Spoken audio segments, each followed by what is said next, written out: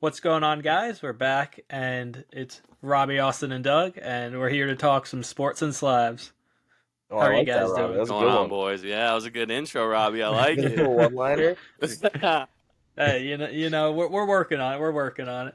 But we'll start off. Doug has an interesting story to tell us about. Yeah, so this has been a couple months or so in the making. Not really, but with my job, I have been able to meet some clients that have been very fortunate to actually be famous. And one of them was a former, or actually, he is still a musician for the band Live. His name is Ed Kowalczyk. And recently, I've been getting some things off of eBay to gift to him. And also, he's gracious enough to sign them for me. And actually today I was able to gift him some vintage magazine clippings that I got off of eBay from the 90s, thanks to Robbie helping me get them. And then I was able to gift them to him, and he was gracious to sign a couple for me. Um, so pretty cool that So, we've kind of built a little bit of a relationship to where I always find it cool to like you know it it's a little different because I'm more into sports than like music per se. Like you're used to like meeting athletes at games and stuff like that. You really don't run into famous musicians on a day-to-day basis. So it's kind of cool that we've kind of built a relationship where he's a customer and client of mine, and then I also am able to get him to sign stuff for me. So the goal is to get these slabbed up by PSA, and then they'll be in nice holders. Right now, they're just in this, um, Yeah. I don't even know what we call this page, but Now, yeah. I actually had a question. hmm How did you did he introduce himself like as a musician, or did you how did you realize who he was? So it was funny because with my job, and honestly with any sort of interaction I have in my life, because I also deal with vintage clothing. I always will just randomly ask people, "Hey, do you have vintage concert T-shirts, sports T-shirts from the '80s, '90s, 2000s?" I've been doing this since I was back in Stop and Shop in high school to up until now, what I'm doing for work, and he was just like, yeah, I do have some T-shirts from my band. I was like, oh, cool. Like, what's your band? And he was like, Live. And I'm like, oh shit, like this guy's like actually like famous. Like you can Big Google time like musician. he's like met Brad Pitt. Like he's toured the entire world, the country. He's done Lollapalooza. He's done like everything, Woodstock. So it's like really cool that even though I don't like listen to his genre of music, or I didn't beforehand up until now, time to time I will listen. That's just crazy how it worked. Like I had no idea. I didn't recognize him. It's not someone you see on a daily basis. Like if Anthony Edwards or Kevin Durant walked in, I would know who they are. Someone like this, I yeah, didn't. And it's kind of cool that like from not knowing someone to getting to know them, you can really learn like, wow, like this guy's a real genuine humble person. And that's why I'm so grateful for that. He has no issue signing things for me. And that's the other thing too I want to touch on is, because we have this sports or Slab and Sports podcast, I asked him, I'm like, do you like what's your experience with like people like asking for autographs, signing vinyls and CDs? And he said he can tell like the people who are like really fans and the people that are just like getting it to sign on eBay. And he said he absolutely never has an issue signing for fans. He even told me, he's like, listen, whenever you want something signed, like you just let me know. Like I got no issue. And I'm grateful for that because obviously I'm not in a position where I'm getting this to flip it, right? This is for my personal collection because I've built, you know, a relationship with this guy, through my job. So it's just kind of cool to see like his side of it. Like, yeah, he's got no issues doing whatever, for his fans or whatnot, but he also recognizes, the autograph scalpers, the same thing that we see almost every day, people hounding athletes for autographs, especially like Curry and all these people that are like lining up outside the hotels or after the games and stuff like that. So it was really interesting to see that side of it, the music side of it that we really don't see compared to the sports side. Yeah. I that actually makes me like question like if there's somebody if there was ever someone like that I met that like I had no idea like who they were or what they Yeah. did, because if I was working in your position and like this guy just like came up to me and we were just talking, like I would have had no idea at all. Yeah, listen, I had no idea either, and you know, I don't listen to like before I met him, I didn't really listen to that genre of music, more rap, hip hop, R&B. So like, it's really curated to we consume content on a daily basis that like you're right. Like imagine how many people you wouldn't recognize that probably are famous or are somebody, that is Well someone known. would have probably been freaking out if they saw him. Where I was just, I'm also working, doing my job. I can't like, even if like Drake walked in or something, like I have to like keep it Yeah. professional. But yeah, it was just a really cool experience, and he's a great guy, and he's going on tour this summer in July. So who knows? I'm gonna try and possibly make it out to a show as well. But it was just a cool experience, that I'm very fortunate for, and who knows? We'll see what's in the future. Maybe I'll run into some more, professional musicians, athletes. We'll see what happens. But yeah, it was a really really cool experience, and I'm excited and definitely want to get those graded soon by PSA just to get them slabbed up, nice and protected. It's going to be cool. Yeah, that Yeah, is that cool. that is pretty cool to hear from that perspective, like the other side of the coin. It's like you don't think like when these guys are just, out and about, like and people ask for like an autograph, it's like it makes you think. It's I'm sure they Yeah, get kind of cool. fatigued. yeah, Some and people at least. it's also really interesting to think about because it's like we like us three have never been in a position where we're our signature is like worth like money. So like I can't imagine that Hmm. Yeah. perspective of like someone older than us, right? Because thing our age, like there's guys in the NBA that are older and younger than us. Like imagine someone like 10, 15, 20 years older than us just like wanting our autograph, like throwing elbows. Like that perspective is like still kind of crazy to me to think about. Like I don't know how I Hmm. would act if I were in that circumstance, but at the same time, you just have to be appreciative and thankful that people, you personally are in that position that people want your autograph that bad You that love you're, that you know what I'm much. saying? But it's really interesting to Oh think Yeah. yeah. about, and yeah. Yeah. Although we did get a request for Austin Watson 1 of 1 auto. That is true. I will fulfill that on card for Trevor. No, no complaints here. But Shout yeah, out I would Trevor. say that they're definitely like athletes. I mean, or even anybody who's noteworthy that people want their signature. I'm sure, like it does get tiring no matter who you are. I'm sure they're always appreciative, but like having to like distinguish between a fan and somebody who just wants to like just wants it to sell it, like would probably be like annoying sometimes. So I'm sure I Mm, understand sometimes why these people are like, no, like I really like just don't want to take a picture right now. Like I get where Yeah. they're coming from. I yeah. personally could never see myself doing something like that. 'Cause it's like they're the reason like you're there for some of these people. Like you got Hmm. to show love to the fans, and a lot of them Yeah. do. Most of them do, but I there's mean, definitely some that aren't.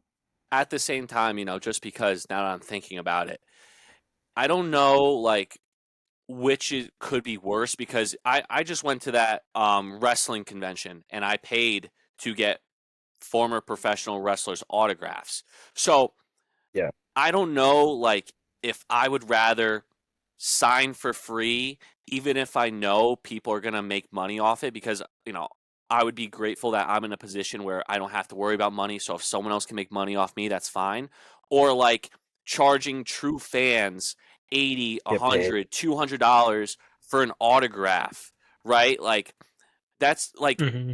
getting money from your fans is kind of like I wouldn't know like what to think about it. I mean, sure the money's probably great. Like if you're charging $80 an autograph and you're Yeah, signing all day, you're probably making a ton of money. I mean, that's what I paid for Ric Flair.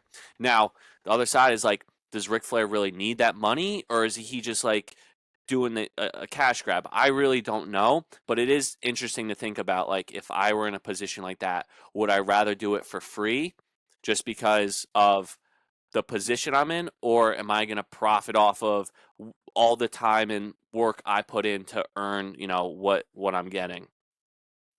I would say it depends on the circumstance for me. Like, if I was going to like specifically like an autograph show, like where I'm going to have to sit there for 4 hours, 2 hours, whatever, Mm-hmm. like then I'd be like, okay, like I want to be paid for like my time rather than like my Hmm. signature. Like if I ran into somebody randomly and they asked me, no problem, I'm not gonna be like, give me $20. Mm-hmm. Yeah. But like if I'm designating my time to be away from whatever I'm doing to be at this place for people that want my signature, then I'd be like, yeah, I'd want to get paid for that. I think it's Yeah. more a 'Cause time thing than it is like, time is money. yeah, Yeah, I get that's Yeah. you. my opinion on it. I don't Yeah, know. Yeah. I get it. That's true. Yeah. It's like when you have the opportunity to make that much, it's definitely.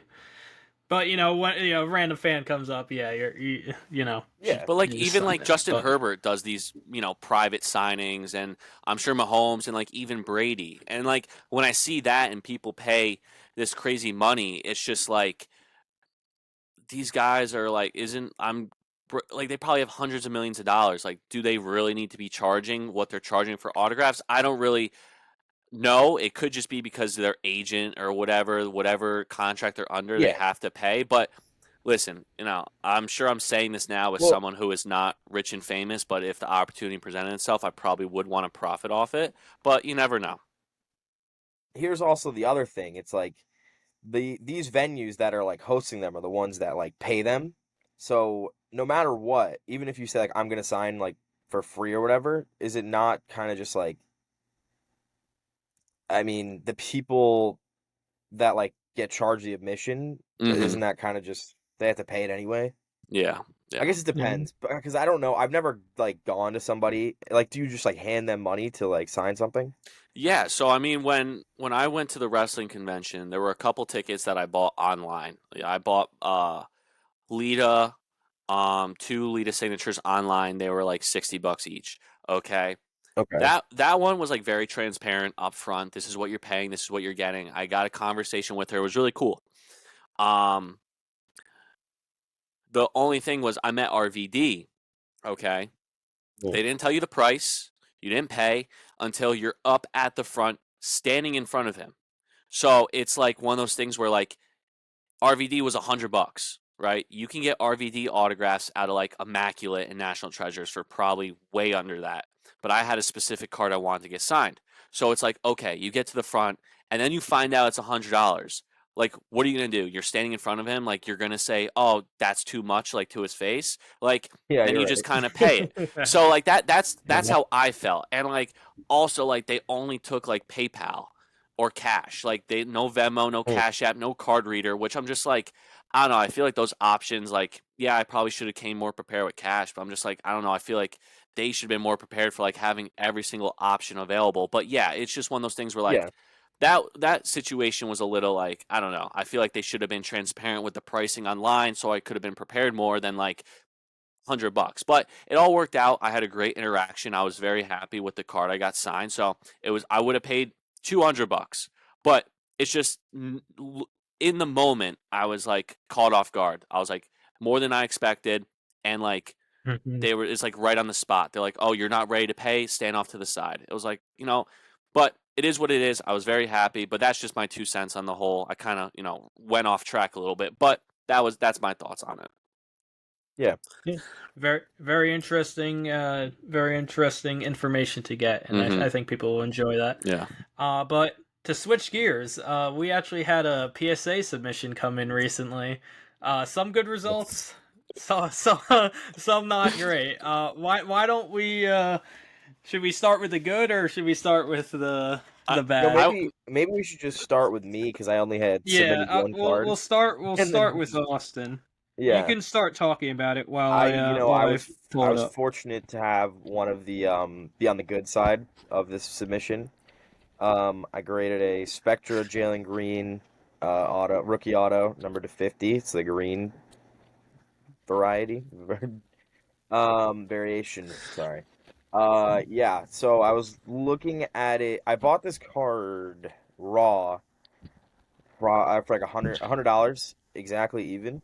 And I was talking to Robbie before the NBA season. I was like, the Rockets are like a really fun young team. Like, I think they're going to be good this year. And I was like, I think it'll be on the back of Jalen Green and Alperen Sengun, obviously. And they have a good team. But I was like, I like Jalen Green. He's a really good player. And this kind of felt cheap to me. It was like $100. He's got a lot of potential. He's still young, numbered to 50. I was like, okay. So I bought it, and then they were saying they were gonna do a submission. I was like, I'm gonna grade it. Like, why not? Like, I want it slabbed anyway. I didn't think it was gonna get a 10. It's a thicker card, but Spectra Hmm. seems to grade well.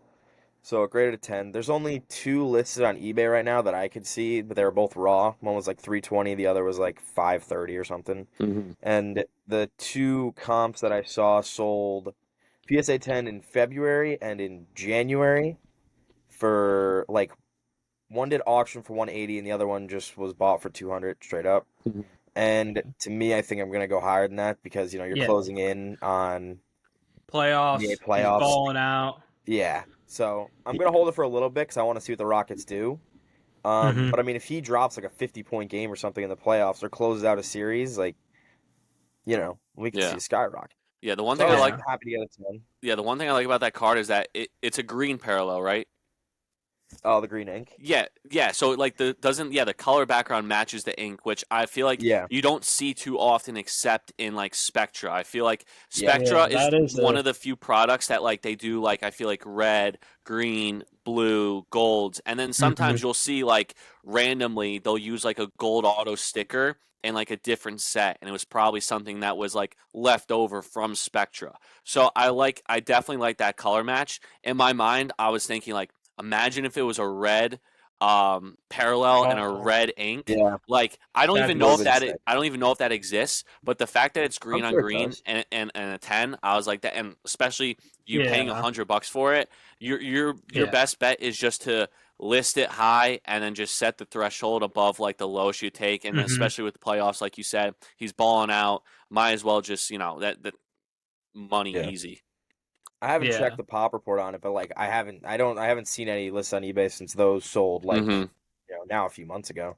Yeah, So that's a really cool one. Yeah, it's one of those you just it'll definitely go over the last couple comps, like well over, I think.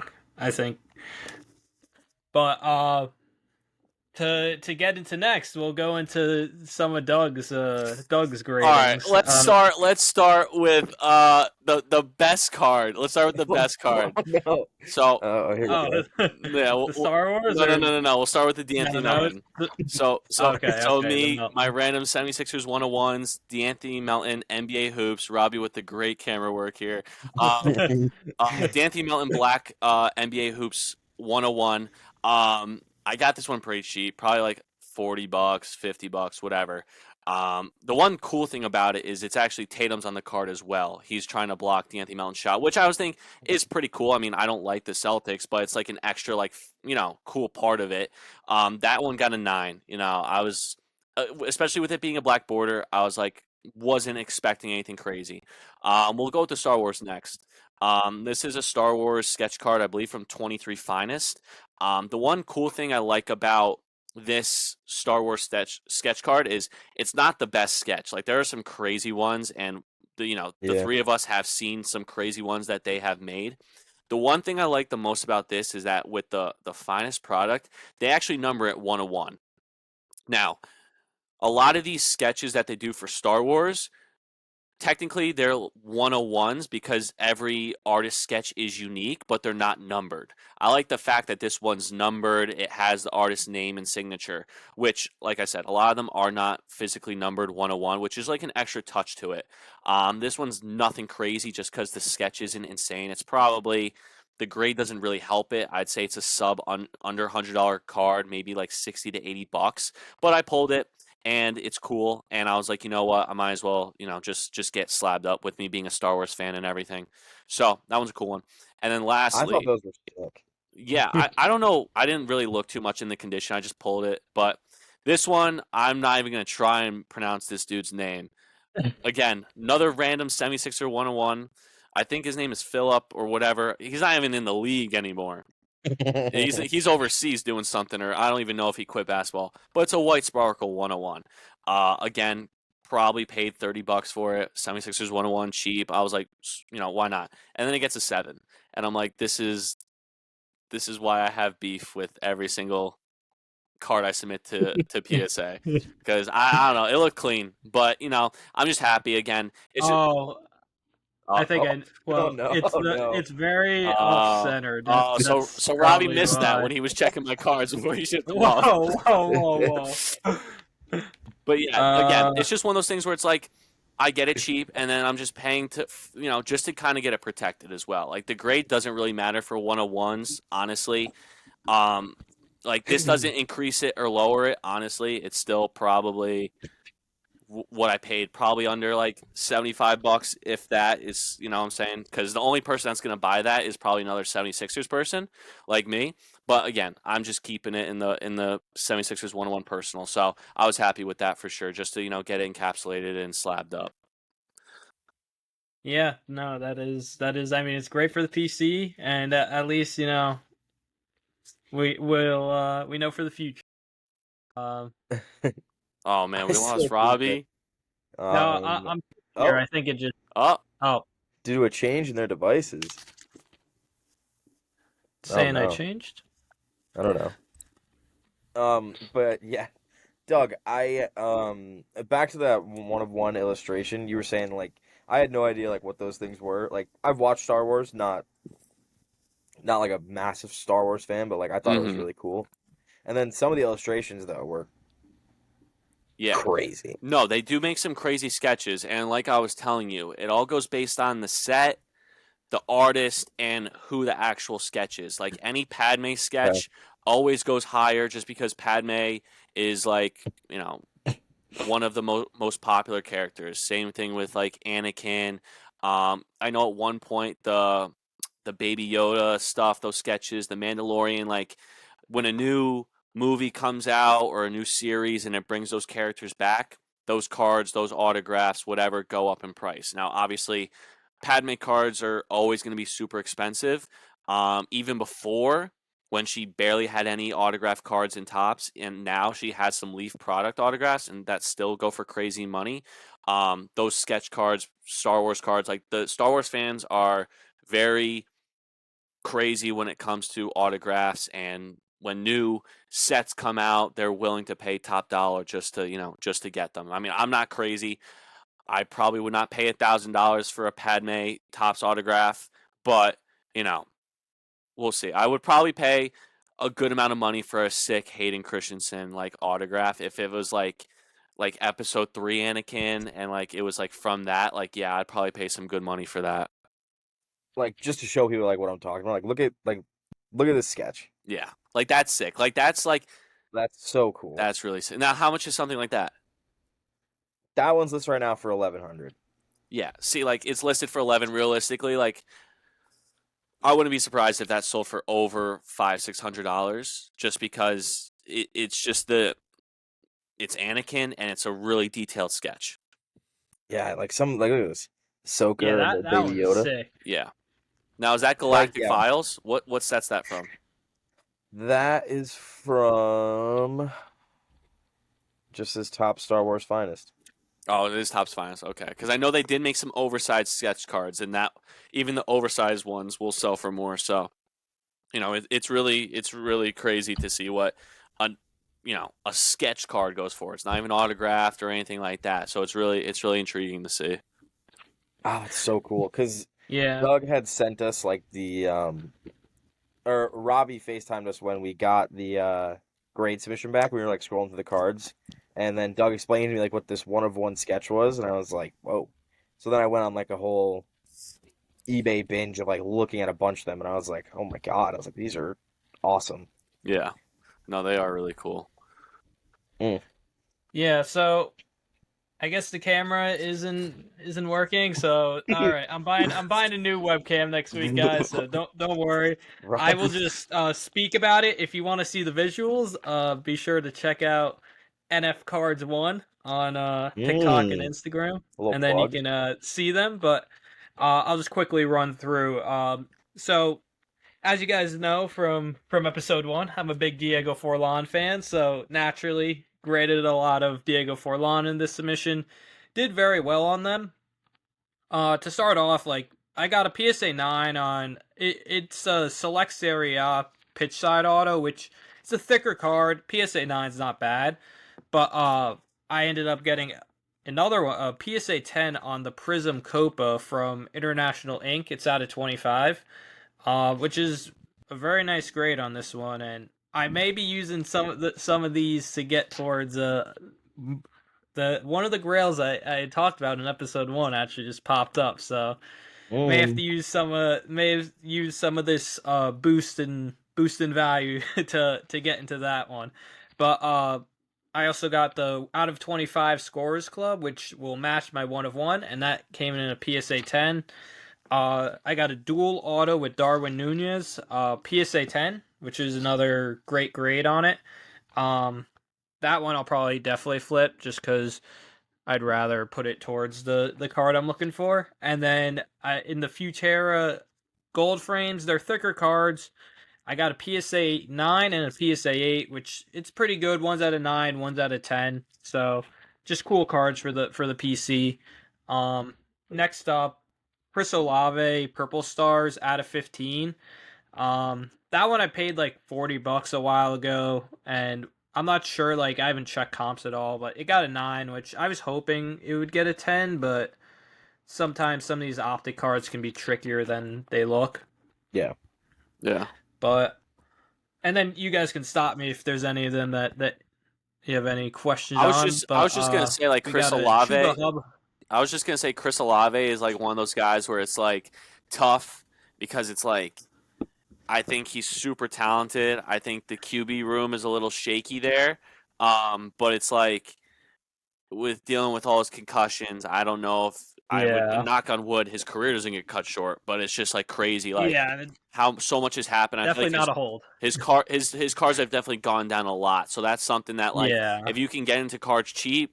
And it takes one good week, you know, then you just flip it and get rid of it. But yeah, I think that one's it was that first off the line parallel. Yes, I believe so. The Purple Stars out of 15. And yeah, like you're saying, like all it takes is fantasy football is huge. So guys on someone's fantasy team, they wins it their week, you know, someone's going to want a card like that, just especially if it's cheap, take the shot. Absolutely. But on that note, I also got this Chuba Hubbard. It's a rare PSA 8.5. You do not see those too often, which is kind of like, but I mean, I paid $2 for the card anyway. It's out of 26, the Red Flood. Just an 8.5 just seems so random. I know. I'd rather just be like, just push it to a 9. Give me the 9. Yeah, come on. But the next couple were just, I like to do this. I like to slab up 1 of 1s, even if I'm like selling it. I know people say like, oh, it shouldn't change the value, but people respect it more if it's in the PSA slab, even if it's not like a great grade. Like it makes the buyer more comfortable because it's just it's better to be safe. But we have a Brandon Marshall PSA 9 auto 1 of 1, which is it's just a cool one. Broncos uniform. He doesn't have the most like 1 of 1 options, so thought it was a cool pickup. And then we have Logan Hall, who's a defensive lineman for the Bucks. Black Stars 1 of 1. I actually got to offer 150 raw before, but before I grade it, I mean, it's a 9, so that doesn't really change too much, but I'll probably see what happens with that. We have an AJ Green Contenders 1 of 1 ticket. Just non-auto, just a cool parallel. It was a cheap 1 of 1, so cool to get slabbed up. It's in the Georgia jersey too, so I'm sure a Georgia fan would like that one. And then another guy picked up a bunch of Theo Johnson. We have the gold vinyl.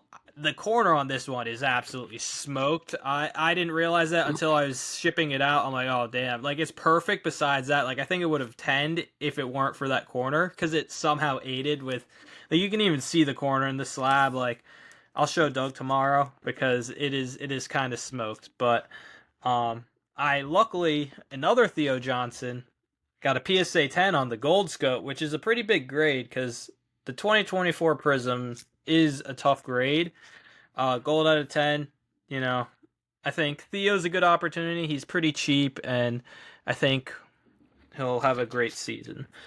But Yeah, and then of course, Austin, you have Malik on your dynasty team, right? Of course I do. Well, we got a Malik Neighbors 1 of 1 from Luminance. So that's a cool pickup. I had gotten a while ago. I bought it as soon as the guy posted it, pretty much. I'm like, I don't know if I'll end up keeping it because I did pick up another Malik, but we'll see what happens. Definitely only gonna sell it if I got like a lot, just because it's such a cool card. Future best Um, receiver in football. yeah, he's a dog. Behind He's an Drake absolute London. dog. Behind Drake London. I don't know. But we have also Diego Forlan, another one I had missed. This one is actually like a pretty cool card. Like I don't collect the most of him in the Manchester United jersey, but I have picked up a bunch to grade and then I have flipped a couple. This one is one I like. I'm tempted to keep just because of how slick it looks. Like the blue shimmer, like it's not numbered or anything, but it just looks so cool. PSA 10 on that. That's a pretty big one. And then this Volk, another one that was smoked. I didn't realize that until I sent it. I just wanted it slabbed. I don't know how it got an 8, but figured good one to get ahead of his next fight. And now he's fighting Diego Lopez soon. And I'm sure at some point we'll have some UFC talks because I know we're all somewhat interested in. So Mm-hmm. um, it's a cool one. And then 3 more cards to go. We have 2 Mac Jones. We have the Black Pandora PSA 8 out of 25. That one thought it would do better, but oh well. And another one, PSA 10. People are going to be wondering why you graded Mac Jones. Trust me, you can flip guys like this. Like it's people buy it. People are buying them, and I've made money off Mac Jones a good amount when he's been in this backup role over the last like year and a half since he got to Jacksonville. I picked up some cards, I flipped them. There's opportunity even in guys that aren't the best, and that'll bring us to a guy who is one of the best. I wish you guys could see it. You'll have to go over to my page to check it out. But the biggest PSA slab I've seen others, but it's the biggest PSA slab. Like it's so thick because it's and it got the same grade as Doug's Philippe, which is kind of crazy because I thought this thing was like smoked and would get a 6, but it's just an American flag helmet decal patch and PSA 7. I mean, I'm very happy with that. And it's just so cool. Like it's in the big slab. Like I just think it's a fun card to pick up. But yeah, that's the PSA sub. Any other thoughts on it, boys? That Lamar Jackson slab is just one of the most unbelievable things I've ever seen in my entire life. But it is so cool. Which is what actually because it's one of the most ridiculous things is what makes it cool. Yeah, I agree. It is cool. I mean, I would love to know like what's the threshold to like the card like going from like a normal slab to like one of those. Like I don't know if I know it goes up to 360. I don't know what's past 360 if it goes right from 360 to 720. What the threshold is from like a normal card, like why couldn't they just put that in a thicker normal PSA slab than making it like an 8x10 almost essentially. I would love to know the process to that, but yeah, I think overall it was a really good sub. Especially like we said, when it comes to 101s and like PC cards, we like the grades. Obviously, we want the most pristine condition we can get, but we also care more about like just getting it slabbed up and everything like that. So I'm happy with what I had, and I'm looking forward to, getting some other cards graded soon in the PC just to have them in there and encapsulated, have them in the database, that sort of thing. I think we did good. And then, yeah, we'll probably in a future episode touch base before we do our next sub and show you what we're submitting. I definitely maybe want to do an SGC in between just because it gets back much quicker for those PC cards. I particularly don't really have a favorite. I rather just have it slabbed up and everything like that. So we'll see what we choose to do next. But yeah, I'm definitely looking forward to it. I'm happy with what we did. Yeah, we'll definitely be doing an SGC submission soon, I think, because I did get a couple cards that I want just in a slab just because they're kind of older, so I just want to have him just in a slab. I don't care what the grade is, but yeah, we'll definitely do some subs, and then we'll show like what we're sending before, and I'll have a different camera, so you guys will be able to see it this time. At least you guys got to see a couple of the cards, you know. Yeah. Can't Yeah. show too much, but this brings us into our next topic. I really want to get your guys' opinion on this. We have March Madness was one of the Hmm. most chalk years that like I can remember. So, what do you guys think about this, and how do you think NIL is like impacting the landscape? Because seems like pretty big impact. Okay. Well, I'll start first on like this year's March Madness. Um, I've been seeing a lot of people call it like March Sadness because there's been really no upsets. I mean, you got all the best teams that made it to the Final Four.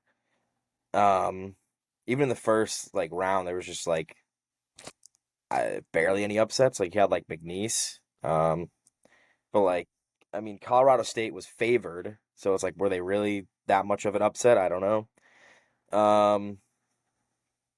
Yeah, I would say this year's March Madness is definitely underwhelming, but it is kind of refreshing to then see like the actual like best teams face the best teams because like when these 15 seeds upset a 2 seed, like they're pretty much gone the next round. Like they're gonna get routed. Mm-hmm. So like when we got to Mhm. like the Elite Eight, like you had the best 8 teams really. You had Auburn, Michigan State game, pretty fun. The Houston Tennessee game, that was terrible. Florida and Texas Tech game was the game of the tournament, in my opinion. I thought that game was awesome. And then Duke Alabama, which was also very underwhelming, which is tough because I was actually very excited for that game. But Duke's just on a whole nother level this year. Duke's really good. Yeah. But I think those were really like the best teams in college basketball this year, all just facing off. But it's also interesting because the top 4 teams this year are like they're in the top 10 teams ever in like the Ken Palm rating, which is bananas. So it kind of felt like the whole way those teams, those 4 teams, Houston, Auburn, Florida, and Duke were going to be in the Final Four unless obviously Hmm. the upset happened. But I mean they dominated all the way through. Like it was Yeah, I remember. Now, full transparency, I haven't really watched much of the tournament. I don't really know what it was this year, but I really wasn't keeping up with a whole lot. What I will say, I'll speak more. I have more to say about the NIL stuff, but what I will say is that uh, I think it's pretty apparent that the tournament would have been different if Cooper Flag wasn't playing, right? He had the injury, wasn't right mm, before the ACC championship. So like with yeah. the ankle. So like he's been a great asset to that team through the entire run of the tournament. So like I think he's kind of pushed them through, and yeah, being all one seeds, I think they said that's the first time since like the mid 2000s, I want to say. It's been like that. 2007 or 8. Yeah. So which Yeah. is like, you know what? We're getting really good basketball the rest of the way because it's all Yeah. one seed. So like all these teams that they have, they deserve to win it. 3 of them are going to end their season like with a loss. So me personally, I want Duke to win just because I think Cooper Flag is one of the greatest college prospects. He's probably up there with Zion, I would say, with hype and with the highest ceiling. Um, and I think he's less injury prone. So we will see how that ends, but it's going to be really interesting to see. But yeah, what do you think, Robbie? Yeah, it's very interesting how it's been a very chalk year, and we've seen like many years like there's a lot of stats going back. Like it's like there usually is like a lower seed to make it further, but we've also seen a couple of them blow like leads, like Arkansas, they blew a lead. Like there's been some teams blowing leads, but it is the best teams, the most deserving teams that are making it this far. So can't really blame that, but it is there has been some great basketball games too, at least. So there has been some blowouts, but at least we've gotten some really good games, and it'll be fun to see because Cooper Flag is he's ridiculous, and it's gonna be awesome to see like what happens in this next round. Like I'm really excited for these games, and I know, you Now, can't get much better than all the one seeds playing each other. now I'm gonna actually pause you both right here. Um, Cooper Flagg in that Elite Eight game against Alabama he played terrible. As a guy who bet him to score 25 points, I don't think I've seen a player play that bad. And I don't know, like honestly, he looked like he was sick. I don't know what it was, but like he couldn't make a shot. And on offense, they barely even like incorporated him. It was just like him passing the ball and then rolling out to the corner, and it was very frustrating as a better. Yeah, I mean, And he could pull a Jimmy Butler the rest of the tournament and shoot fadeaway one-legged jump shots from the 3-point line. He's still going to be the first overall pick. Like, oh yeah, no doubt. It was just I was not happy having Doug to score 25 he points. saw you best bet on him. And Yeah, clearly. I was watching and I was like, "Oh, here we go. Cooper Flagg straps the first 3 of the game and I was like, "Oh yeah, well, this bet's hitting." Man. And the rest of the game I'm watching him just like he wedgied the ball at one point on like a mid-range wide open jump shot and I was like, "Oh, it's over." Like this guy's not. Yeah. Vegas made the call. Yeah. And technically, I think that I have discovered that I'm a Houston basketball hater. Like I have seen this in action.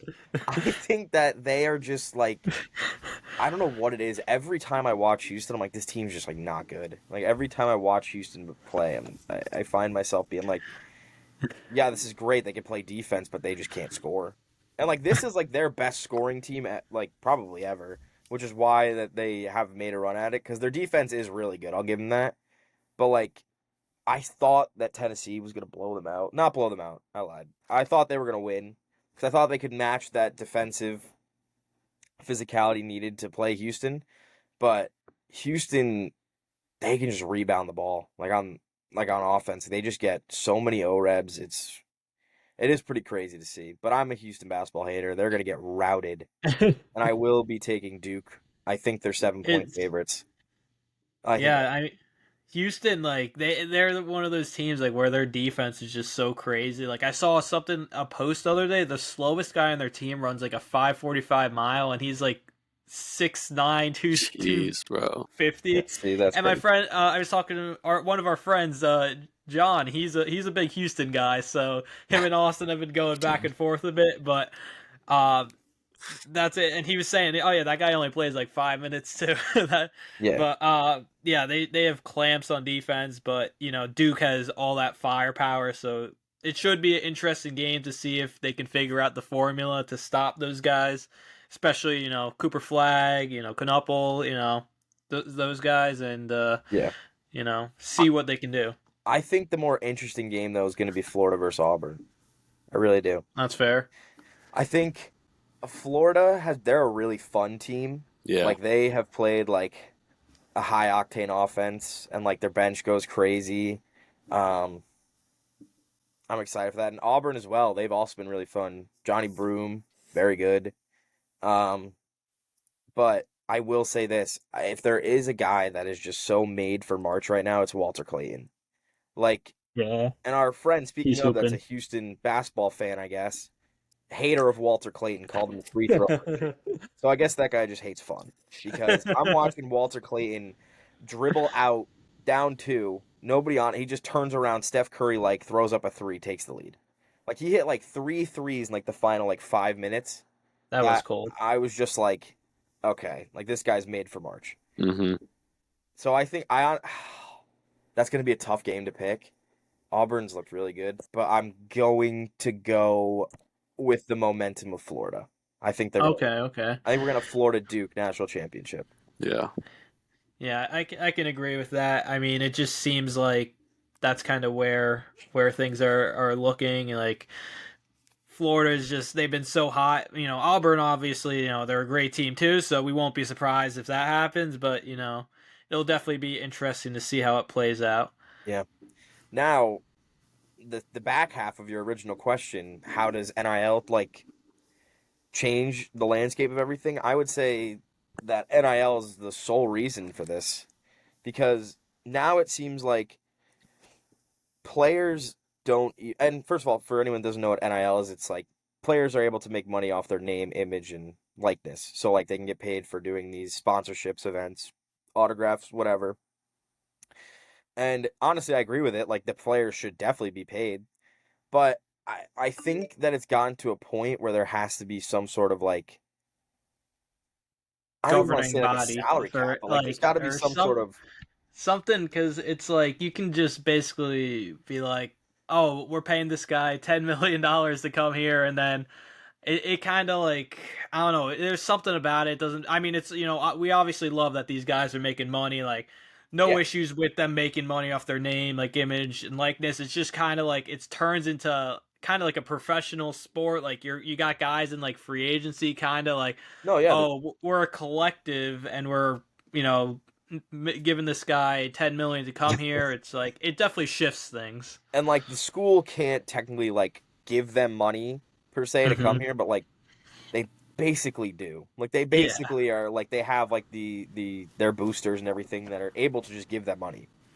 Hmm. Um, but yeah, I actually showed Robby and Doug this graphic before, but like this is this is like the roster of the teams that were in the Sweet 16, and like that was like the original school that they went to. So like it's just a mixed bag nowadays. Obviously, you have Michigan State who has a lot of their original players, and Duke that always recruit well, but it's just like I don't know.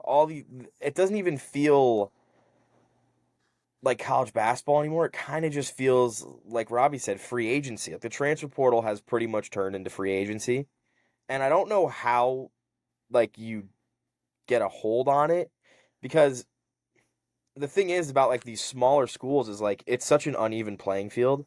Like you have schools like Duke or whatever, and then you have the schools like McNeese who don't have the resources and are ever going to be able to like catch up to that level. So it almost feels like a freshman or sophomore that goes to McNeese, it honestly feels like a tryout for them. Like they're going to Hmm. transfer. If they're good enough, they're going Yeah. to transfer into a big school. And then on the flip side of it, you have like these recruits who now are like, obviously, like if you're like a top 50, I would say, we'll go with the top 100 recruit, like you're going to get to a good school, but like Rick Pitino and St. John's are like, we're not going to recruit any freshmen. Like it just seems so now like you want the veteran experience that you're just going to be looking in the transfer portal for whoever you can get. So I don't know how that's going to affect recruits coming in the future, because I feel like a lot of like less and less of these schools are going to be recruiting freshmen. Yeah. I mean, look, Hmm. here's my thoughts on it, okay? I think NIL is great for everyone, but it's most important and the best for those individuals who are going to be sophomores, juniors, playing up to their senior year, and then they're gone. They're not going to the league. Because let's be real, a lot of these players that are going to college, they want to be one and done and go right to the NBA. The Yeah. NIL money doesn't really matter if you're good enough to go one and done and right to the league like Cooper Flag. Like Cooper Flag is not thinking, "Oh, I'm going to stay at Duke another year because I don't want to go to the Hornets and make a disgusting more amount of money." He's like, "I want to stay at Duke and make NIL." No, he will go to the league and he will make way more money than if he stays another second at Duke. So, I think for those players that are good enough to go, they are just going to go. They're not going to weigh out their options of, well, I'll make a little more money staying here and not playing in the NBA, because then you risk lowering your draft stock, injuries, stuff like that. And then I think there's also the fact of, yeah, these coaches are just going to recruit within the NIL pool because they want to win championships. And a lot of these guys who are sophomores, juniors, and seniors who, let's be real, if they were good enough, would have already went to the league. They're just going to stay or transfer to get more money and try and win championships in college, because their NBA opportunity isn't really there. So I think I think it's great. College kids get to make money off their name. That's awesome. But I also Hmm. think there's a certain point where it's like there is a level of integrity that like players shouldn't really worry about transferring to a school just for money. If it helps them transferring to raise their draft stock, then yeah, do it. But it's also, I feel like a lot of these guys are transferring because they had a good season. They're not going to go to the league, so they're going to make more money, and then they're just going to finish out college, and then that's that. That's my take on it. It's a little all over the place, but you know, Yeah, it definitely it's kind of like it's awesome like that these guys that wouldn't make that much money in the leagues or like would be a fringe league guy or not even a league guy can make money. Like you hear all these like March Madness NIL deals that happen, like the McNeese manager, like for example, or there's like Or guys Kevin. just yeah, just like it's so cool that that stuff like that can happen. It's just right now it's kind of like the Wild West. It's like you can just pay a guy like the Michigan quarterback Bryce Underwood. He got $10 million to flip from LSU to Michigan this upcoming season, and it's like I don't blame him for taking that. Like someone offers me 10 million, tell me where to go, and like it's not their fault. It's like of course you're gonna take the money, if it's offered to you. But then it's also like you have situations like I forget which school it was, but it's like they're not paying their guys what they promised also, and it's like it'll probably create more murky situations in the future. Was it Tulsa? It was No. it them or UNLV It's one of, maybe? I do know what you're talking about. I saw I like that thread where they were like, "Yeah, we can get you Yeah. 250K right now," and their coach just like ghosted them. Yeah, which is kind of crazy, but it feels like there's got to be something like fixed to like also protect the players and kind of make things a little more fair. They need to get some But sort of regulation on it. I don't know yeah, what they're gonna do, but they got to something. figure out I something. mean, it's tough because the NCAA has like kind of been not a great No, organization in terms of like punishing players over the years for like guys like Reggie Bush, like he got his Heisman taken away, even like nothing to do with him playing on the field. He mm-hmm. got it back, but it's like imagine what some of these guys would have made if they were even able to sign autographs. Like Johnny Manziel was like he had he to was do making his, money. he made money on the side. Like, but imagine if officially he could do it, like how much money he would have made. Oh, crazy. And guys like Tebow in college, like Mhm. obviously these guys like still made a first NFL contract, but imagine the money they would have made in college going into the league. It's like Jimmer Fredette, like guys like that. It's like Mm. Yeah, it would have been definitely interesting. for Yeah, sure, for it only sure. just takes away from like the Cinderellas because Yeah, you know. But you know what? I actually have another point that I wanted to bring up about like the transfer portal. I think that it's absolutely ludicrous that you have the transfer portal open up during the tournament. Like that that's definitely is. crazy. Like guys are already like, oh, and honestly, like that even comes with because you guys know Kevin Willard, right? He was the Maryland coach. Now he's going to Villanova. Mm-hmm. Mm-hmm. He had essentially like accepted that job before they were setting up to play their game. So like he was apparently like got out where he was leaving, and then he was kind of like ducking around it the whole time. Every time they were interviewing and asking questions about it, and then apparently after like they lost everything, like he didn't even go to like the team dinner. Like they like That's I was, and I'm like, all this can be avoided if you just have the transfer portal open after like the middle of yeah. April or something. In another It's month. Like it's yeah. just It I don't was know the why they same do it. thing for college football. Like the Penn State quarterback, the backup quarterback, Pribula or something. He transferred to because like that's when the window opens. Like these spots they dry up quick. So he's like, I'm going to Mizzou, and Yeah.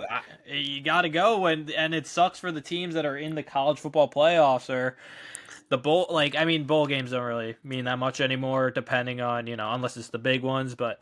It's like it's weird why they do it like that. Like why not just move it back to once your postseasons are done? I mean, It's interesting. I'll be honest with you, I don't really have that big of an issue with it, with coaches doing it. If players are going to do it, yeah, should it wait till after the tournament? Sure.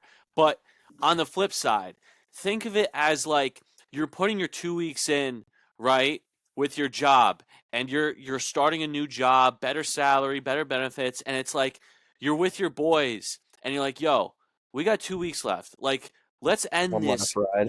Let's ride this out. Pause.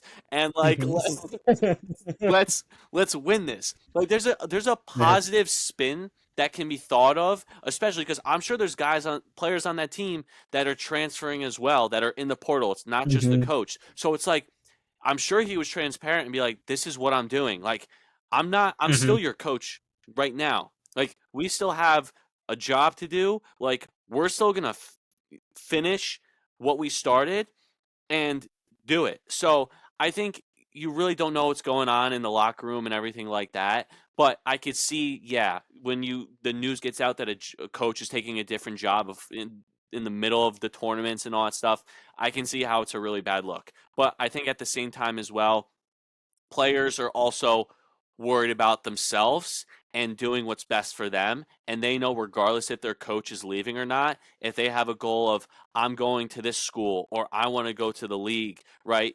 They're still going to put in 110%, regardless if their coach is going to be there next season or not. So it's all still really new. And I think there's still a lot of things that have to be worked out over time. And I'm sure they will make new rules like, hey, this gets out after the tournament or you can't do anything. But we just have to see how it goes for the future. Yeah, I can see the positive note being taken. I think it depends on the player. Like it could be like, yeah, like this is our one last ride. Like let's just ride off into the sunset.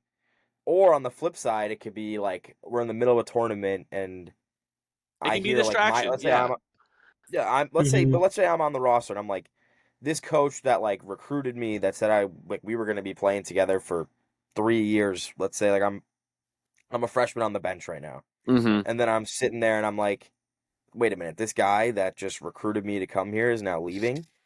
And then also the other thing that was interesting was like I forget what he said, but he made like a list of demands, like not demands, but kind of demands for Maryland, like what they wanted and like oh like he was pitching like oh like get us this for like our NIL money, like having people like donate and stuff.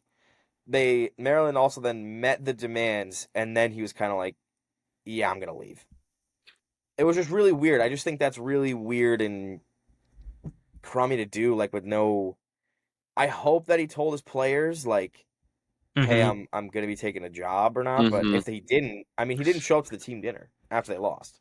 Yeah, I think there's a certain level of integrity that comes with something like that. Like, be committed until like you're actually signing the contract and with the other, team or whatnot. But at the end of the day, right? Like, if my coach is telling me like I see a future with you on this team and with me, right? You got to be a little naive to think like in this day and age like that he's really anyone's going to stick around. Like, at any point life changes, stuff happens. So like that's why now it's going to be super like selfish and focused. Like, it's going to be every person for themselves. Like, sure, these kids in college want to win the March Madness, but it's also like you got to worry what's going on with yourself because next season it could be a completely different roster. Everything could be completely different. So it's going to be a new outlook on teams and their futures and what they build, for years to come. So we'll see what changes, what updates, what they get rid of. So yeah. Yeah, and to be fair, this could totally like just be an outlier. Like chalk Mhm. madness, it might not be like that. Like the right, like Yeah. for years to come. I mean, it's like the first season where we don't have like all these upsets and stuff. But like, who knows? Like maybe next year is all back to madness. Like Yeah. it could just be an outlier year. Yeah, all it takes is a few games, a few different breaks. Like you never know, and it's still this is why we play the games. I mean, anyone can beat anyone on any given day. So Yeah, Mm-hmm. I mean the ball bounces a couple different ways, and we have Arkansas yeah, here. Who knows? exactly. But yeah, I mean, I think that's definitely an interesting discussion to have, and I will obviously revisit in the future when more moves open up. But something I did want to wrap up, like to end the podcast, I want to talk a little bit about. There's more rumors about Katie. Like there was already rumors about him maybe by the deadline. Like Suns trade him to the Rockets, Spurs, like a couple other teams, and it's like What do you guys think about KD wanting to be traded after this Suns experiment has not worked out? It seems because of depth issues on the team. But let me know your I'm gonna thoughts. start this one. Okay. I am willing to admit that I think Kevin Durant is one of, if not, I'll just say one of the greatest offensive mid-range shooters of all time. Steph is the best three-point shooter of all time. LeBron is 1A, 1B best player of all time. So those three guys are still active. I think in the league right now, those are the top three guys, like all time, still playing. Okay. But I do think his legacy is going to be ruined because he won championships because he had Steph, Clay, and Draymond. He hasn't won a championship. He didn't win it with Russ and Harden. He didn't win it in Brooklyn with Harden and Kyrie. He's not winning it in Phoenix. Their season is almost as bad as the Sixers with Booker and Beal. I think his legacy might be ruined just because the championships he won with Steph. Now, I will admit that I think his best seasons were with Golden State, and I do think that that was the greatest team of all time when they went 73-9. I think again, LeBron beat them when they were up 3-1. So like, is that really the greatest team, the greatest season of all time? Who knows? Well, that wasn't with KD. Yeah. Oh, it wasn't? I thought they had KD when they went No. 73 No, 9. he joined them after LeBron beat him. Oh, okay, then I mixed it up. Yeah. But still, I misspoke. But yeah, I listen. I think his legacy, his championships were not won basically like by himself. Like LeBron has carried terrible teams on his back. Steph has carried teams on his back. Um, I just he's such a good player. I just hate to see him bounce around from team to team and like just start going off and like just it's just going downhill. Like him being on the Suns, they gave up so much for him and they've gotten nothing out of it. So it's really tough to see because I want to see him win more championships. I think he's probably the greatest mid-range shooter of all time. Um, it's just hard to really say like if he goes to the Rockets, like what his legacy is. Because most of these guys, right, you carry a legacy with you, staying with one team for a long time, or like with LeBron, start with the Cavs, went to the Heat, won a bunch of championships, went back to the Cavs, won the championships, Lakers, winning championships. So like staying in long places for a long time and winning there, which he hasn't done. So that's just my take on it. A little over the place, but it's do I think he'll get traded? I think he's going to go where he wants to. At this point, anyone in the NBA, look at Jimmy Butler. You can not care about playing basketball for a team, for an ownership, for a GM, whatever, and you can still go where you want and get paid whatever you want. So he's going to go where he wants. I just don't see it changing or helping his legacy get better. Okay. I feel like the guy from Squid Games where it's like I've played these games before. Like it's like it always seems like Kevin Durant just wants to leave. And like Doug said, he's for sure one of like the greatest players ever. Like he's so talented. He's probably yeah, I would say one of the best weapons of all time. I don't want to go with number one, but he's definitely up there. But it just feels like legacy wise, I feel like he just hasn't since he left OKC, I feel like he has not had a team that's like been his team. Like even now in Phoenix, that's still Devin Booker's team. Like he's been there from the jump. Like that's their guy.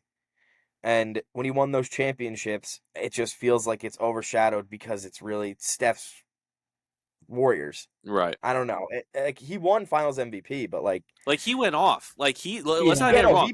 He carried in the finals when they needed him, but at the same time, it's like he joined Steph's team when it was the Steph greatest play team of all when it time. was Splash Bros. So Yeah. it's like going like when I think of that, I think of like LeBron joining up with Wade and Bosh. Like Wade and Bosh were good. LeBron made them great.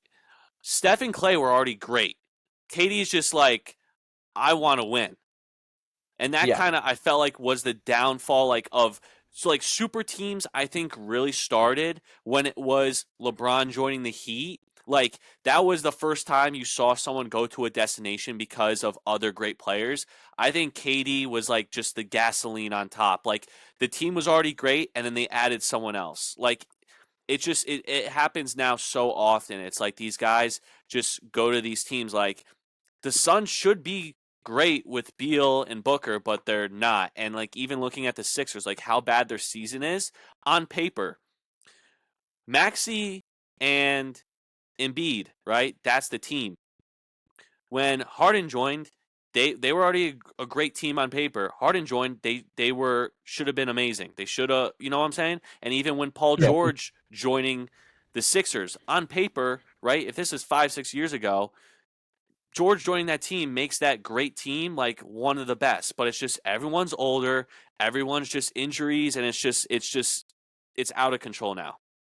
Yeah. Yeah, it seems like we've kind of like shifted a little bit back from like super teams or kind of the meta a couple years back, but like now like get that top heavy approach seems to kind of be falling down. Like the teams that have like gathered crazy depth, like obviously the Celtics, they paid a lot for what they did, but they have like a lot of like they have a crazy starting lineup when all those guys are playing. The Thunder have done a fantastic job building their organization up, like through being bad. That Paul George trade, like that set them, and now they have so many picks, so many prospects, some great talent. They're already at 64 wins, and you have like the Rockets, like they're building like a crazy defensive team right now. It's like it seems like it's getting back to a place where you obviously you want to have stars to win championships, but building like a more even roster is kind of helping out a lot more, like the Nuggets. Yeah, I think people kind of forget the importance of role players. Like everybody Mm-hmm. wants like the big name star and can score a lot of points, but honestly, sometimes those players just don't mesh because they need the ball in their hands.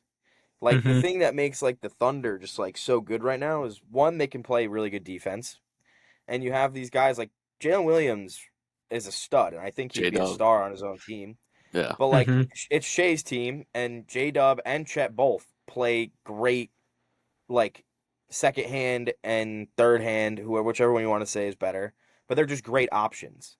Like when you Mm-hmm. have these players like you want to talk about the Sixers and like James Harden then? Well, before we But get to like the Sixers, I want to say you're right. The Thunder, like when you say role players, like I think Caruso's still Lou hurt, but Dort. Lou Dort, Caruso, Yeah. Hartenstein, or whatever the big is. You have Yeah. A. Wiggins. Like those are guys that like you don't know like how important they are until you see the stat Till they're line that they're playing. dropping 20 points a game, and it's like those are the Yeah. guys. It's not the guys who are getting you 30 a night. It's you need those role guys that are going to play defense and give you 10 to 12 to 15 points off the bench. Yeah. And Yeah. honestly with the Suns, like Bradley Beal is terrible. Yeah. Like I think Bradley Beal stinks. Like he was out there dropping 40 points a game for like the Wizards, was it? Who was he on? Yeah, he was on the Yeah. Wizards. The Wizards. Yeah, he was throwing up numbers because he was just the only one shooting the ball. Like all these players that like do really well on these teams that just lose a bunch of games, they get these mega bag contracts because teams think that when they bring them in, oh wow, we just added a 30-point per game scorer. But then they forget to realize that like just because they have 30 points does not mean they're going to mesh well with your current star. Like you have Devin Mm-hmm. Booker and you have Kevin Durant who should be shooting majority of the shots. Mm-hmm. And then you bring in Bradley Beal, and Bradley Beal's just not a good third option. He doesn't play defense, and he's just like I don't know, Injury prone he's been. injury prone. And now he's got a no trade clause, and they have to pay him bag, Yeah. like just Yeah. bag. It's definitely tough. Like especially like when you're those smaller market teams, like you're gonna have to throw the crazy bag at a guy, and like Beal, he's balling on the Wizards. It's tough that. And the Suns, like, they didn't really necessarily have the most to go with to trade after, giving all that for KD. So they had to kind of find a guy who's like they were looking for that third star, but it's kind of backfired, it seems, like building that top heavy. It's like it just hasn't been a good mesh. Like certain guys, like obviously like KD, Harden, Kyrie, like that team was crazy. And it's like if that foot wasn't on the line, we don't know what would have happened. But it's like it was on the line, and it's just like it's tough because like that team, those guys were special together, and that's one of like the few. It's like that really was working out. But James Harden to me though is just such a ball dominant player that like adding him yeah, into a mix is so difficult. Like yeah, he you needs the you ball in really his need the hands at all right times. guys around him. Yeah. Yeah, but like see like the Celtics are so Oh good yeah. because yes they have Jason Tatum and Jaylen Brown, but like Derek White, role player, plays Hmm. phenomenal defense, can shoot the three. He's just very good at what he does, and that's all they need him to do. Pritchard, Drew Yeah. Holiday Hauser, plays yeah. great defense. Peyton Hmm. Pritchard Peyton shoots the Pritchard, ball. he's averaging. I forget what it was, but it was like way more than I thought it was. Like I think he's averaging like 14 a game. I'm like, damn. You Yeah. don't. It's like you don't need three Yeah. superstars and then having a bunch of other like Yeah. Like you Yeah. want like balance. You want to have your Yeah. star, good You're. options, and then your role players that can play really good defense and shoot when you need them to. Yeah, and Yeah. speaking of balance, I think the '80s are back, and we're getting balanced out, and the bad boy Pistons are back, and That's what Pistons are back. I absolutely love the fact that Isaiah Stewart literally is just playing basketball to start fights, and I am all here for it. I think We had a Malice at the Palace. we did, and honestly, they're a super fun team. Like Cade, I think if I'm not mistaken, is like second in like odds for like most improved. Like I'm really Yep. Yeah, I glad think so. that they are doing a lot better. Like and like I'm a big Cade believer. Like I know like when he's on and when that team is good, like we've seen what they can do, the games they can play, Oh and yeah. I'm super happy Hmm. to see him like finally like. I hope he wins it. I think Dyson Daniels is first on the Hawks, if I'm not he mistaken. he But is the front runner right now yeah, for most improved player. which like I think is I know he's definitely well deserving of it, but just the fact that Yeah. Cade is just kind of he started out on some really bad teams. Like weren't they? Didn't they lose like something absurd like 20 games in a row or something like that? Yeah, Oh when god. Kuzma was like, And "Don't be that team." yeah, and then They just barely won any games. yeah, and then now it's like they're Good. they're good. They're fun to watch, They're and good. it's like Yeah, they're the you love 5 to seed. see it. And it's like honestly, I'm sure some teams rather watch the Pistons play that sort of basketball than watch KD play, which is sad. Look, that's the fun thing though about the city of Detroit. It's just like they're dogs. Yeah, Like you got the Mhm. Lions, dogs, and you have the Pistons, dogs. yeah, Like that's Yeah. that's just the Detroit culture. Like, and I'm happy for them because the Lions used to be pathetic. Oh my Now they're gosh. super fun, and the Pistons Yeah. god awful, and now they're fun. So yeah, good for the city of Yeah. Detroit. yeah. They Very deserve nice. it. Yeah. It feels weird after like so many bad years in a row. Like seeing them at 42 wins, it's like Pistons are back. Well, since even the even Drummond days. yeah, bro. even seeing the Rockets play well, like for how long? Yeah. Like after like Harden, there was a couple years spread where the Rockets were like even with Jalen Green when he started out, like they were not good, and then like they No. got Mhm. Thompson, and they just like are super fun to watch. It's just like really exciting to see, and Yeah. it's like that's what I think the league needs. Like there are certain players that when they retire, no matter how great they were, like it won't be like, oh my gosh, it's not the same without them. Like when Steph retires, we're gonna feel that, we're gonna see that. When LeBron eventually retires, we're gonna feel that and see that the league is not the same. When KD retires, people are gonna be like, oh, I thought he was injured.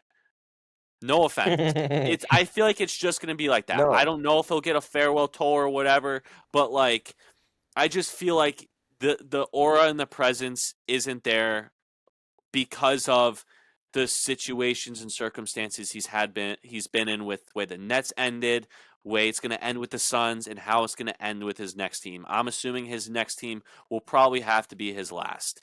That's just what Yeah. it's going to get into because I really don't see the value he really adds to teams winning wise, besides the fact of his name. But again, this is me coming from a place where this is just me from a fan point of view. I don't have statistics or anything like that, but we'll see. No, yeah. Homegrown talent is just more fun. Yeah, Like it means more. Like people talk about like rings and what they mean and whatnot. Like Dirk winning a ring, unfortunately, was over LeBron. But I mean, if it had to be anybody, I was happy that Dirk got his. Yeah. Like that ring to me means more for his legacy than KD's rings Yeah. combined. Absolutely. Like it's just, and the thing about like farewell tours is like you should really only get a farewell tour if like you've been with this franchise and you've accomplished with this franchise. And like with Kevin Durant, whether he leaves or not, the Suns have accomplished nothing. Mm-hmm. So like if he goes to another team, he's gonna be playing there for like probably his last, maybe like 3 or 4 seasons, maybe. And Yeah. like Kevin Durant, I don't even think Kevin Durant would want a farewell tour. He I doesn't seem think, as that yeah, good. I think just once Yeah. he's done, he's just like, yeah, like this is gonna be my last season, like doing whatever. Like the only way I could see him like this is if the Thunder were bad, right? If A they were reunion. bad, I could see him like going back to OKC to like where it started, and like, but now that will never happen because that team, Mhm. like, they wouldn't give up anything to have him. They don't need him. But it's just one of those things where like. I would love to see it. If the Thunder were in a situation where they weren't as good as how they are, and it's just like okay, like he's happy with the way his career went. He just wants to end it back where it started. I could see that happening. I wish every player with a legacy and a career as long as his gets that opportunity, but not a lot of guys do. LeBron Yeah. got it. Steph's still gonna have it because he hasn't left. Kobe had it. Dirk had it. The Tim Duncan, Tony Parker, like guys like that. They stuck with their teams, or they went back. So it will be interesting to see what happens. But who knows? There's always something new. Someone always wants to get traded or is unhappy. So you know, No. Hmm. See, the Thunder do Yeah. have a lot of picks. Too many picks. It It was would be actually cool. insane how them and the Rockets have like all the picks in the Yeah. league going But up. that would, if they It's did decide to scary. go trade for Kevin Durant, that would be kind of like his dunking into the holy Yeah, water, yeah, cleansing his and like sins. Then he's I still could get behind a farewell tour. yeah he's averaging still like I mean he still averages like 26, 27 a game and Yeah. shooting like 40+% from three. Like it's crazy. Like his longevity, like that is another thing. It's like it's pretty crazy. It's like him, Steph. I mean, obviously LeBron. I mean, it's crazy to see these guys like in the twilight of their careers just ball out, and yeah. it's definitely. It does feel like the league's in good hands, though. We have some great young guys coming up. Yeah, what I think eventually is the way that the league is shifted, right, to these super teams and everything happening. I have a feeling that we are slowly going to get away from championships meaning as much as they used to before. Take that with a grain of salt. For instance, I saw on like ESPN or something, like they were debating if Jokic is a, a top two center, and they were talking about or something along those lines, and they're like, well, he doesn't have as many rings as Bill Russell, right?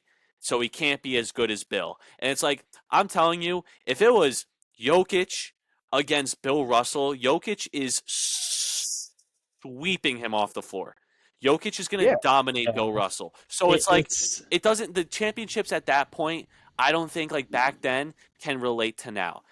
So it's like going to be mhm. interesting to see like going forward. Like if Jokic keeps putting up these crazy MVP numbers, it's going to be tough to see this year.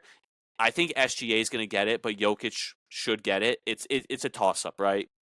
But like Yeah, it's yeah, what I'll let you go, Robbie, in just a second. Well, and this my point is like if Jokic doesn't win the championship but still wins an MVP and he still puts up numbers, does that like ruin his legacy because he's only won like not as many as Shaq or Bill Russell, but has more like you know what I'm saying? Like I feel like slowly yeah. like the personal accolades besides championships are gonna mean a lot more than I mean all stars don't really matter in my opinion, just because it's like fan voted, but it's also like I don't know, but you get what I'm trying Hmm. to say. I have one Yeah. comment. Yeah, oh, go ahead, Austin. Just one comment, quick comment. I mean, Michael Jordan fans are going to be really mad at you for that one. I 'Cause mean, that's all he's holding over LeBron. no, the difference between Jordan I'm and saying. LeBron is, like I said, take it with a grain of salt because it's a little different when you go 6 for 6 and you don't miss.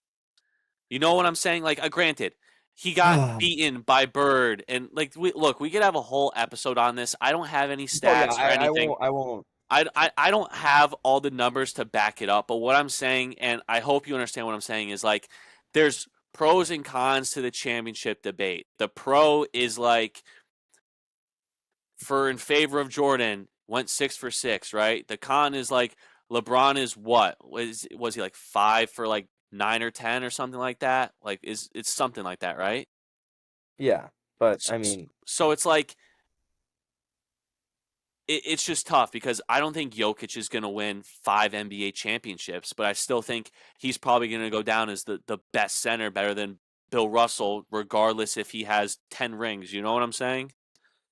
yeah, Yeah, it's the Jokic is getting some crazy territories, like with the accolades, the stats he's putting up. It's like he's already going down as I don't want to like say specific like top whatever, but he's up there. He's up top. Like it's crazy the numbers he's putting up, Mm-hmm. and it's like obviously voter fatigue is playing into this year's MVP, but also Shea's having an MVP caliber season as well. It's just they're gonna give it to the guy who hasn't gotten it before, and or he's team won. He's success. winning the most Yeah, games. He's won like 12 more games. Plays crazy defense along with being the league's scoring leader. So it's like he definitely he deserves to get it to get MVP like in that regard, like because forever it's been like best player on the best team, and it's like it's crazy that we have these guys putting up some insane numbers, and I mean it's awesome to see. 61 point triple double the other night Yeah, that's insane. in a That loss. was In a insane, loss. man. And they could have won too. Hey, I Crazy. mean, Yeah. I'll never be like, oh, the rings matter the Mm-hmm. most for like being the best player, but at this point, you kind of just have to do goats of their era because, in my opinion, basketball is always going to get better. Like sports in general, Yeah. everyone is always going to progress and be better. So if you like, is LeBron a better basketball player than Michael Jordan? 100%. No doubt in Mm-hmm. my mind. Like, and I think people that argue it are just like, It's who they grew up they like grew with up with as Michael kids, Jordan. and And I it's get it. Like, Michael Jordan aura has a lot of yeah. aura. Like, he Yeah. made Mm-hmm. basketball what basketball is today. But, like, in terms of just in as a whole, the NBA is a million times better. And then Mm-hmm. before that, it was like the NBA was a million times better than when Wilt Chamberlain. Yeah. Like it's just like it Yeah. just happens. Like sports Yeah. evolve, people It only learn from gets them, better. technology gets better, like everything just gets better. Yeah. So it's natural. Like, is there going to be a player that's better than LeBron James? Very hard, but yeah, like there will be Yeah. At players that some point. at I some think there point, will like be it's better how a better cycle of sports athlete than goes. LeBron. Like I think there will be someone that will play as many years as LeBron and be as dominant. I just don't think like the records he's put up Oh yeah. are going to be tough. But like you said, I think he is the most LeBron is the most dominant and the most athletic basketball player of all time. I think Jordan is the most legendary and goated, but obviously a case can be made for absolutely either side. But yeah, who knows how long it's going to take for us to see another LeBron? Honestly, let's be real. We all thought, right? We all thought Ben Simmons was the next LeBron. Like, not Nope. just me. No. Not just me. What about Wemby? What about Wemby? What? No. Wemby can't. Wemby isn't like. Wemby's a center. You can't have like he's not moving like LeBron and throwing down like windmills and like that's what like if it's gonna be any or if it was gonna be anyone, it was gonna be Zion because of how Yeah. athletic. Like Yeah. Zion's probably way more athletic than LeBron. The way he's jumping and doing his dunks in college, like, but he's just injury prone and he's not gonna win like him. I don't know, young Yeah. LeBron. the young LeBron was getting up there. Young It's LeBron crazy, getting like the up there. size, speed, athleticism, like score. It's like it's crazy, like how twitchy he was at that size. Like it's Yeah. insane. And sports, like Austin's saying, like it only gets better. Like we have to assume that someone eventually, like it may not be for in our lifetime, but it only gets better. Like you have these, we already have like 7'3" demigods coming out, and just like they're casually like, there's so many crazy guys that can move so fast at their heights, like and their sizes. It's like unbelievable. It's like it'll more technology only can help things, like advance the Yeah. game, make it grow, and it's gonna be interesting to see how it develops. And like Yeah. it's kind of like it's cool how we've seen things change. I You mean, know. who knows how long LeBron would have been able to play if he was playing in the 80s. Like he's Mhm. able to do like all these treatments on his body and keep him like refreshed. Like that Yeah. probably wasn't even available in the 80s. Not smoking a pack of cigs after the game, Yeah. yeah, it Degenerates is. gambling at the casino, Michael Jordan. Oh yeah, Um, yeah. We'll definitely go more into that in a future episode because I think we definitely have plenty to talk about I there. would love to do a goat list, and we can like different oh, positions or Oh just all time, or yeah, because I think it's just funny just to like do this back yeah. and forth. Talk it out. Like our we list. Yeah, should. What were you gonna say? I said we should just have like a weekly segment of just like our list of the week, and we just do like our best or like our favorite rankings for whatever it is, and just talk about it. Okay. yeah. That'd be interesting. Yeah, we'll have to we'll think about something, guys. Yeah, If you or let guys us think of know. anything for us, but anything else for you guys before we wrap it up? No, maybe No, I just think it was best to cut it there and pick it up next time because I could talk about this for another 2 hours. yeah. I don't want to talk about any more. I don't. I've ranted enough, and the next rant I'm gonna get into is Maxi being out for the season. So we should probably just Uh-oh. stop it here. Uh-oh. Oh gosh. All right. All right, guys. We're gonna wrap it up. I hope you guys enjoyed, and drop a like, and we'll catch you guys in the next one. See you.